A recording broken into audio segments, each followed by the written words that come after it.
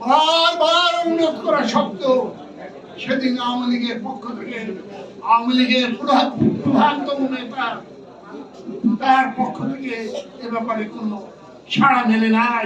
UFT ফার্স্টের সাথে trade করুন যে কোনো জায়গা থেকে। ক্যাম্পাসে ক্লাসের ফাঁকে, ঢাকার জ্যামে বসে কিংবা ঘরে বসে ট্রেডিং এখন হাতের মুঠোয়।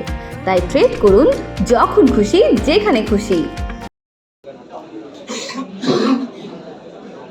সারা পূর্ব পাকিস্তান তখন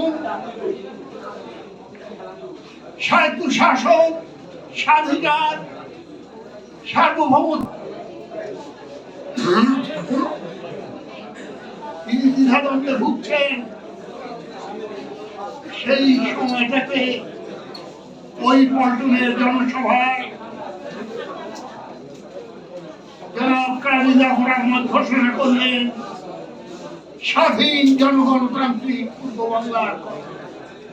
এই প্রথম প্রকাশ্য জনসভায় স্বাধীনতার কথা ঘোষিত হলো এই পূর্ব বাংলার মাঠে।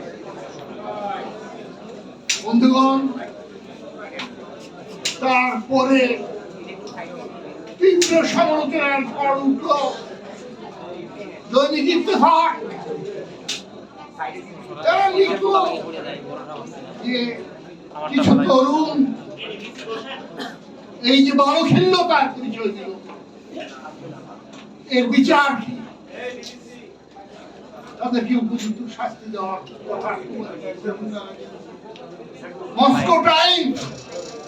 মস্কো টাইমস এডিটোরিয়াল লিখল যে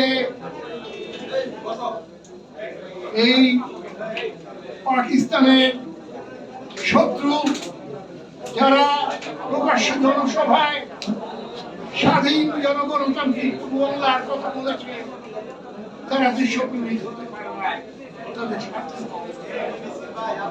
এবং বাস্তব ক্ষেত্রে আমরা দেখলাম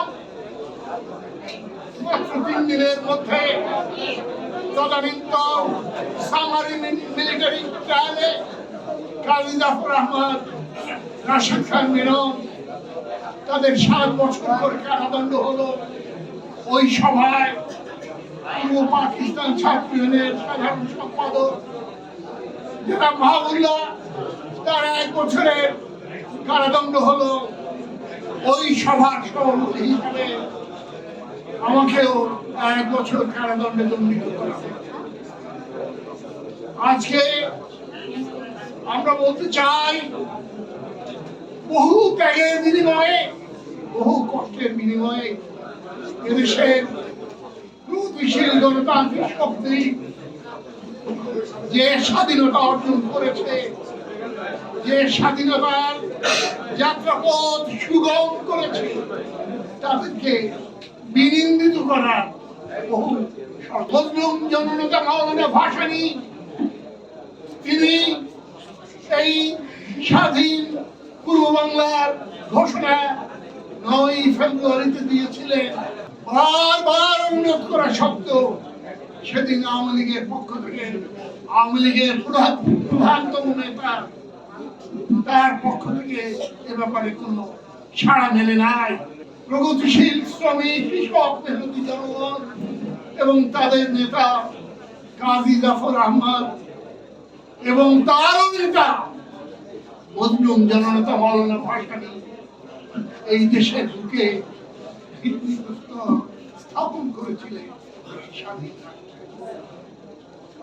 আজকে বড় দুঃখের দিন, বারবার আমাদের সেই সংগ্রাম বাধাগ্রস্ত হচ্ছে। তার মকসুদে মঞ্জুরে পৌঁছার ক্ষেত্রে ষড়যন্ত্র চলছে। নির্বাচনকে বানচাল করার জন্য আজকে একটা পায়তারা শুরু হয়েছে। বিভিন্ন মুখরোচক কিছু কথা বলে গণতান্ত্রিক এই যে জয়যাত্রা, তাকে